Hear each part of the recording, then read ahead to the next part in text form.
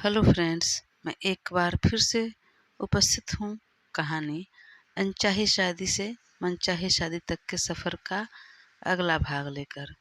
इसके पहले के भाग अगर आपने नहीं देखा तो प्लीज़ एक बार मेरे चैनल पर जाकर अवश्य देखें और इसके लेटेस्ट भाग मैं कमेंट सेक्शन में पिन कर दूँगी, तो एक बार ज़रूर क्लिक करके देखें। Thank you.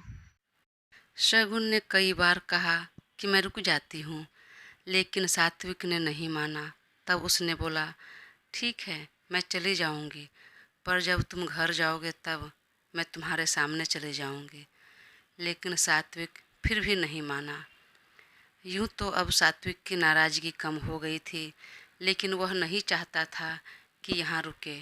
कई बार कहने के बावजूद भी जब वह नहीं माना, तब शगुन आँख में आंसू लिए केबिन से बाहर निकल गई और सात्विक वहीं चेयर पर बैठा उसे देखता रह गया।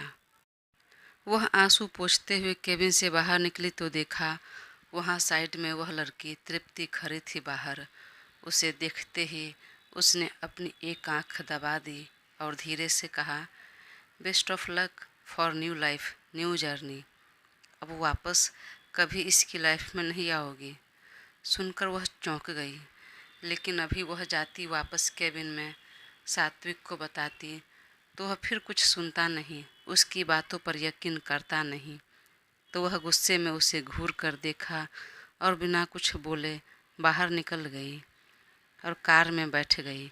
एक बार सात्विक के केबिन की तरफ नज़र डाली और स्टीयरिंग थाम ली और फिर ड्राइव करने लगी। इधर शगुन के जाते ही सात्विक अपना सिर पकड़ लिया और कसकर आंखें बंद कर ली और अपनी कही सारी बातें एक बार फिर दिमाग में दोहराने लगी। कहीं मैंने ज़्यादा गुस्सा तो नहीं कर दिया, उसे यहाँ से जाने बोलकर गलती तो नहीं कर दी। हाँ, शायद अगर वह घर जाएगी उसे रोते देखकर माँ 100 सवाल करेगी, उसे जाने नहीं देगी शायद। और यह बात सबके बीच खुले इससे पहले ही मुझे संभालना होगा, कुछ करना होगा, उसे रोकना होगा। और वह मोबाइल निकालकर तुरंत शगुन को कॉल लगाने लगा कि तभी तृप्ति केबिन के अंदर आ गई, थोड़ा रोनी सूरत बनाए, मुंह लटकाए जैसे कि कितनी दुखी हो। सात्विक को पता चला, उसने देख लिया, फिर भी उसे इग्नोर कर शगुन को कॉल लगा दिया। शगुन ने उसका कॉल देखा, लेकिन उसे और गुस्सा आ गया। उसने जानबूझकर कॉल रिसीव नहीं किया। एक बार फिर कॉल लगाया उसने, फिर भी उसने नहीं उठाया। तब सात्विक ने छोड़ दिया, उसे जाने देता हूँ, रहने देता हूँ। ड्राइव कर रही होगी तो हो सकता है नहीं सुन रही हो, या अभी गुस्से में है तो बात भी ना करे, इसलिए बाद में आराम से बात करता हूँ। वहीं तृप्ति ने जब देखा उसे फ़ोन लगाते हुए किसी को, तो कुछ देर तक रुक गई, लेकिन जैसे उसने सामने फ़ोन रख दिया तब धीरे से कहा, सर। सात्विक कसकर आंख बंद किए सिर झुकाए बैठा था। उसने सुना पर इग्नोर किया। तब उसने तृप्ति ने फिर कहा, सर, मुझे आपसे कुछ बात करनी है। उसने उसकी तरफ बिना देखे ही कहा, देखो, फ़िलहाल मेरा मूड बहुत ऑफ है। अगर कुछ कहना है, बातें करनी है तो बाद में कहना। और हाँ, इस सप्ताह के फ़िलहाल जो भी मीटिंग है जो कि इम्पोर्टेंट नहीं है, ज़्यादा पोस्टपोन किया जा सकता है तो सबको पोस्टपोन कर दो।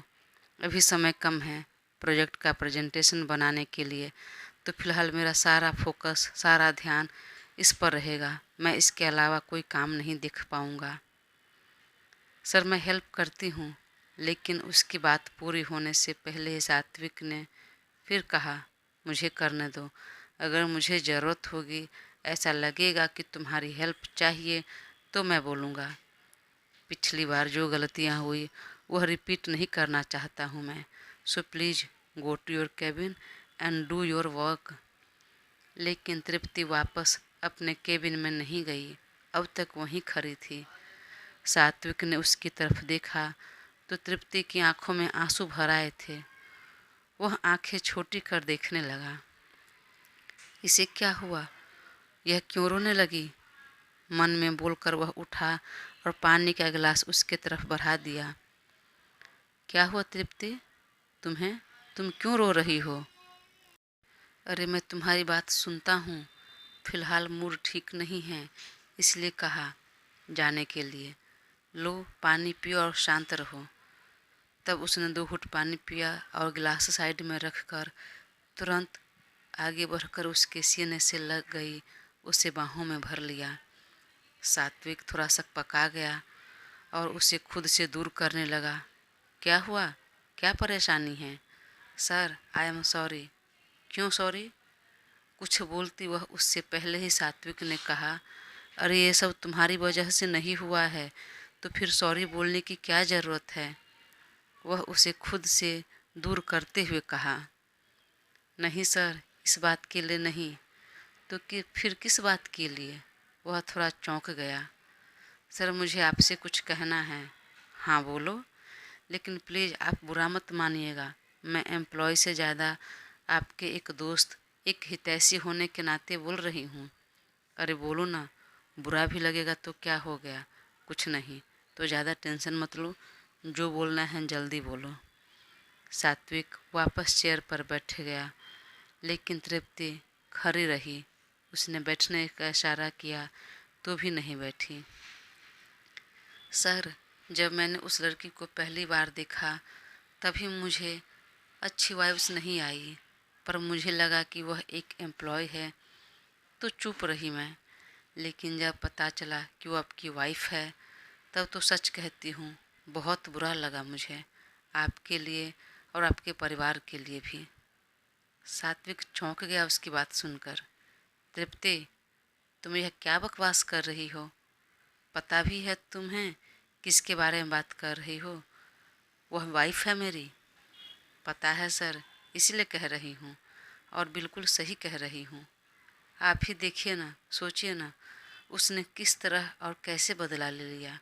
भरी मीटिंग में कितना इंसल्ट हुआ आपका। आपका ड्रीम प्रोजेक्ट डन नहीं हो पाया।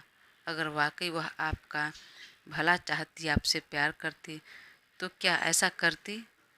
सर, आप दिन रात बिजनेस में डूबे रहते हो, आपको बाकी दुनियादारी की ज़्यादा समझ नहीं है।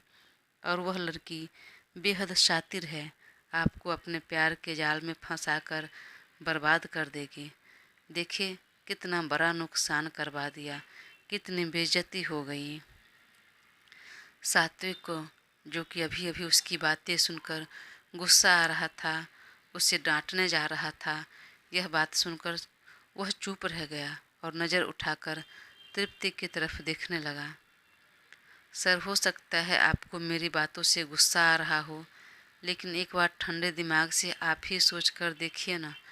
मुश्किल से 3 महीने नहीं हुई आपकी शादी को, और कितना बड़ा नुकसान, कितना इंसल्ट हुआ।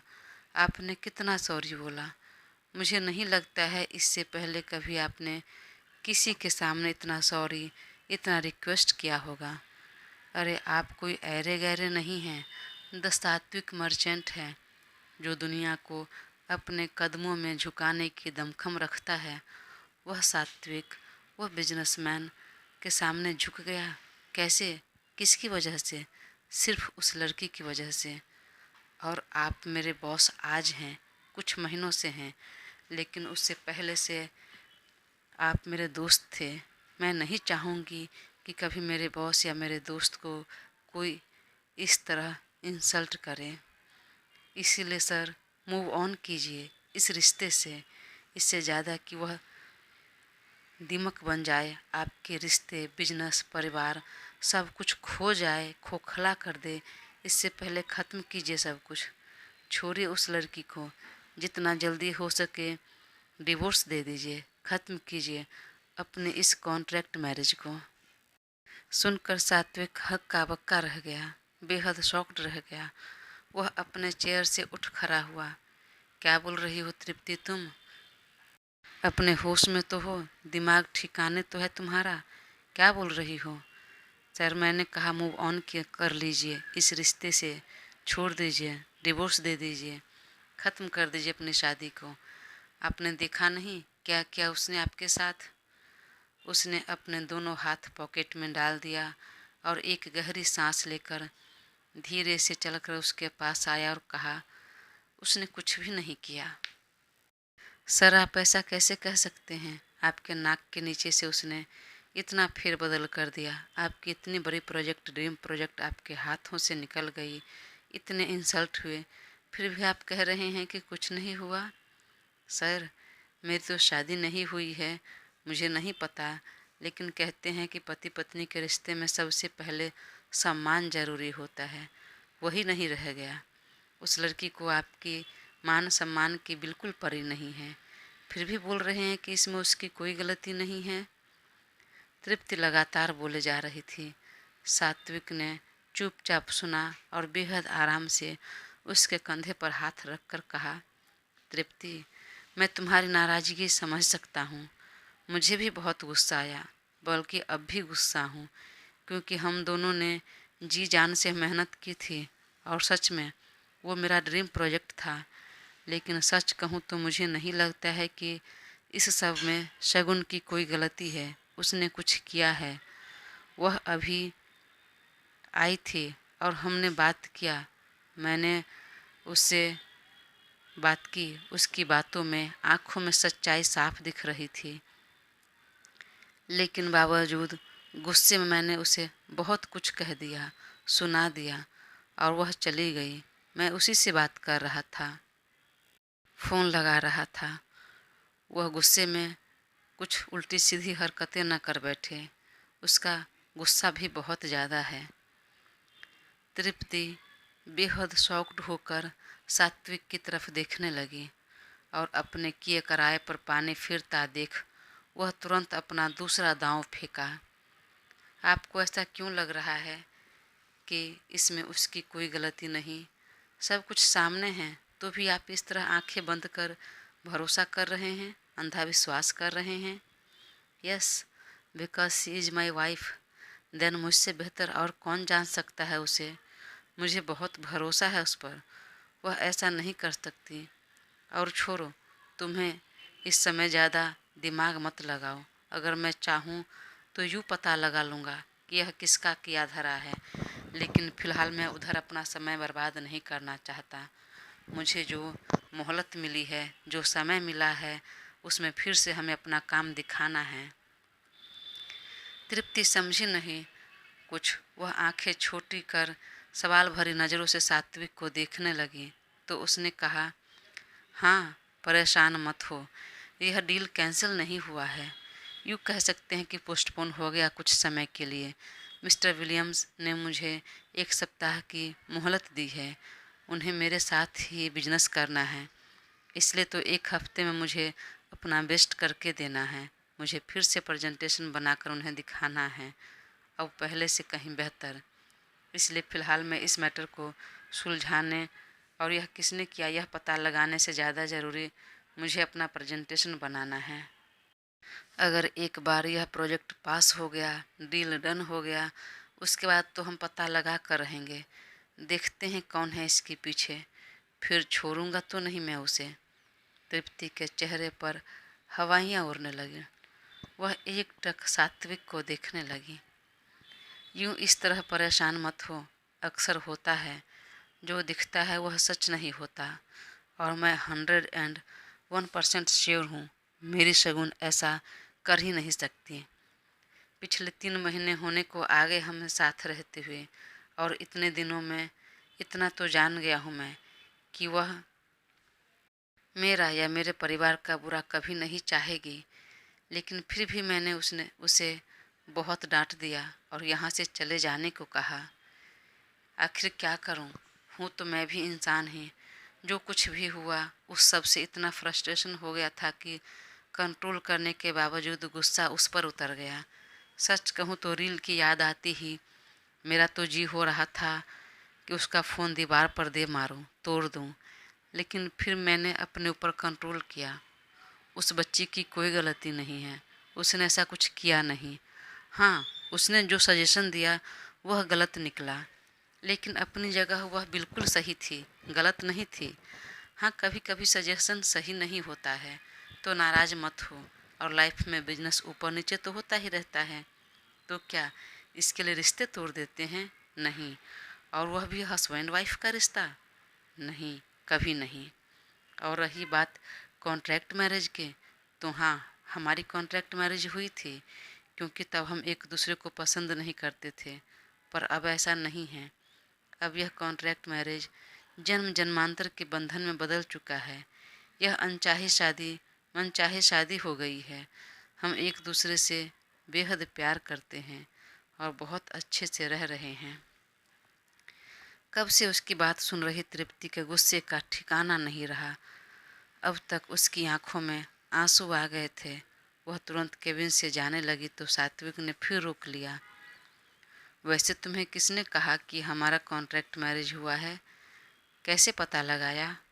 अब तृप्ति चुप रह गई। फ्लो फ्लो में उसने बोल तो दिया, लेकिन अब क्या बोले, क्या जवाब दूं, समझ नहीं आया। तो वह इधर उधर देखने लगी। तृप्ति, मैं तुमसे पूछ रहा हूँ, तुम्हें किसने कहा कि हमारा कॉन्ट्रैक्ट मैरिज हुआ है? क्योंकि जहाँ तक हमें पता है, हम दोनों के अलावा किसी को नहीं पता थी ये सारी बातें। हाँ, शायद मेरे डैड को पता थी, पर मुझे नहीं लगता कि मेरे डैड ने तुम्हें कुछ कहा होगा। फिर तुम्हें कैसे पता चला? क्या शगुन ने खुद बताया? सर छोड़िए ना, कैसे पता चला? आपको अपना काम करना है, वापस अपना प्रेजेंटेशन बनाना है, तो उस पर फोकस कीजिए ना, काम पर ध्यान दीजिए ना। मैं जा रही हूँ। अब आपको किसी चीज़ की ज़रूरत हो तो मुझे बताइएगा, या काम में हेल्प की ज़रूरत हो तो भी। नहीं, फ़िलहाल मुझे ज़रूरत नहीं है। और तुम जाओ, मैं अकेले काम करना चाहता हूँ। अगर मुझे लगेगा तो मैं तुम्हें बुलाऊँगा। ठीक है सर, मैं जा रही हूँ।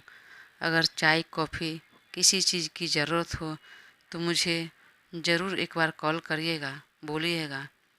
ओके, बोलकर सात्विक अपने काम में लग गया। वहीं तृप्ति केबिन से बाहर निकल गई और वापस अपने केबिन में आ गई और चेयर पर बैठते ही जोर से टेबल पर एक मुक्का दे मारा। इस लड़की पर इतना भरोसा कैसे कर सकता है वह? सामने इतना सब दिखाने के बाद, इतनी गलतियां होने के बाद भी वह इतना यकीन कैसे कर सकता है? मुझे तो लगा था कि वह सारी बातें सुनकर यूं अपनी लाइफ से निकाल कर बाहर फेंकेगा उस शगुन को, पर वह तो आंख बंद कर भरोसा कर रहा है। अब क्या करूं? नहीं, मैं चुप तो नहीं रह सकती। और फिर वह बालकनी में जाकर किसी को फ़ोन लगा दिया। अरे, इतना बड़ा प्रोजेक्ट हाथ से निकल गया, इतना इंसल्ट हुआ, फिर भी उसकी अकड़ कम नहीं हुई। वह उस लड़की को छोड़ने को तैयार नहीं। कुछ नहीं हुआ, उसने शगुन को कुछ नहीं कहा, बस फिलहाल गुस्से के मारे उसे मायके चले जाने को कहा, और कुछ नहीं। अब क्या करूं? ठीक है, एक दो दिन तक देखो, फिर मैं नेक्स्ट स्टेप बताता हूँ। तब उसने गुस्से में फ़ोन कट कर दिया और आंखें बंद कर ली। तुम कुछ मत करो, अब जो करना होगा मैं खुद करूँगी। यह लड़का तो मुझे किसी भी तरह चाहिए, बाय हुक या बाय क्रुक। बोलकर वह कुछ सोचने लगी और उसकी आंखें छोटी हो गई। इधर कार ड्राइव कर रहे शगुन अब भी रो रही थी और बार बार दिमाग में तृप्ति की कही बातें और उसका एक आंख दबाना याद आ रहा था। वह इंसान मुझे बोलता है कि मैं बहुत इमेच्योर हूँ, समझ नहीं है, सोच समझ मेरी बच्चों सी है। पर वह खुद क्या है? एक बार मेरी बात ठीक से सुना नहीं, ध्यान नहीं दिया, खुद ही खुद में सब फैसला ले लिया। मुझे मायके जाने के लिए कह दिया, इतना डांट दिया। अरे कुछ नहीं तो कम से कम सच्चाई का तो पता लगाओ, बात की तह तक तो जाओ। आखिर किसने किया है ज़रूरी तो नहीं जो दिखता है वह सच हो। किसी और की बातों में आकर वह ऐसे कैसे मुझे इतना सुना सकता है? देखो, तुम भले चाहे कुछ भी कहो, अपना प्रोजेक्ट बनाओ, प्रेजेंटेशन पर ध्यान दो, बनाओ, पर मैं तो चुप नहीं रहूँगी। मैं अपने तरीके से ज़रूर पता लगाऊंगी और जो सच है वह बाहर लाकर रहूँगी। तुम्हें जो उस लड़की पर बहुत भरोसा हो रहा है ना, उस तृप्ति पर, वह लड़की तुम्हारे भरोसे के कितने लायक है, यह सच तुम्हारे सामने लाकर रहूँगी। मन ही मन बोलते हुए उसने अपने आंसू पोंछा, बोतल से पानी पिया और कार सीधा अपने मायके की तरफ घुमा दिया। दोस्तों, कहानी आगे जारी रहेगी, तो प्लीज़ अपना साथ बनाए रखें और चैनल को सब्सक्राइब कर मुझे ज़रूर सपोर्ट करें। Thank you.